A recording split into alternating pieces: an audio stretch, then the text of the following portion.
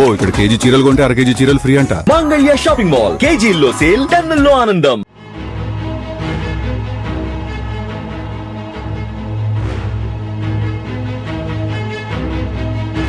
దేశం కాని దేశం ఇంకొన్ని రోజుల్లో ఉరి.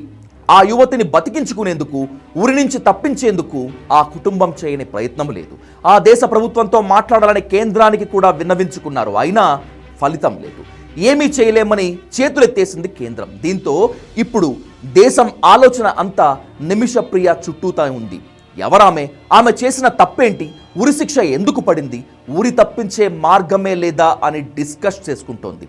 యెమెన్లో జూలై 16న నిమిషప్రియకు మరణశిక్ష అమలు కానుంది. అయితే కేంద్రం తక్షణం జోక్యం చేసుకుని నిమిష శిక్షను తప్పించేలా అక్కడి సర్కార్తో సంప్రదింపులు జరిపేలా ఆదేశాలు జారీ చేయాలంటూ సుప్రీంకోర్టులో దాఖలైంది ఓ పిటిషన్.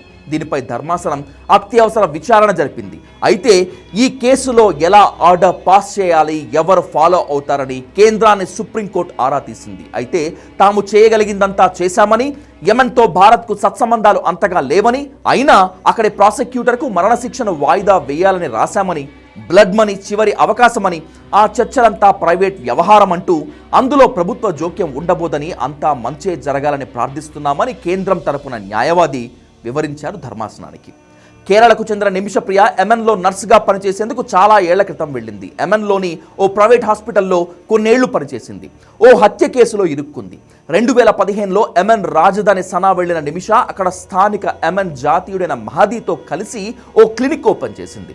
యెమెన్ చట్టం ప్రకారం క్లినిక్లను, వ్యాపార సంస్థలను స్థాపించడానికి లోకల్స్కు మాత్రమే అనుమతి ఉంది. దీంతో ఆమె మహదీ మద్దతు కోరింది. ఆ తర్వాత పరిణామాల్లో మహదీ ఆమెను వేధించడం ప్రారంభించాడు. ఆమె పాస్పోర్ట్ లాక్కొని వేధించాడు. ఆమెను పెళ్లి చేసుకున్నట్లుగా అనేక దొంగ సాక్ష్యాలు సృష్టించాడు. తన పాస్పోర్ట్ని లాక్కోవటానికి మహదీకి మత్తుమందు ఇంజెక్షన్ ఇచ్చింది నిమిష. ఇది వికటించి అనుకోకుండా చనిపోయాడు మహదీ. ఈ కేసులోనే నిమిషప్రియకు మరణశిక్ష విధించింది యెమెన్ కోర్టు. ఉరి నుంచి తప్పించుకోవాలంటే బ్లడ్ మనీ ఒక్కటే మార్గం. షరియా చట్టాల ప్రకారం ఒక వ్యక్తి ఏదైనా నేరం, హత్య కేసుల్లో శిక్ష నుంచి తప్పించుకోవాలంటే బాధిత కుటుంబాల క్షమాభిక్ష అవసరం. వాళ్ళు క్షమిస్తేనే శిక్ష నుంచి నిందితుడు బయటపడొచ్చు. దీనికోసం బాధిత కుటుంబానికి భారీ పరిహారాన్ని ఇచ్చి క్షమాభిక్ష పొందవచ్చు. దీన్నే బ్లడ్ మనీ అంటారు. బాధిత కుటుంబం బ్లడ్ మనీ అంగీకరించేలా యెమెన్కు చెందిన ప్రభావవంతమైన వ్యక్తుల సాయంతో ప్రయత్నిస్తున్నారు.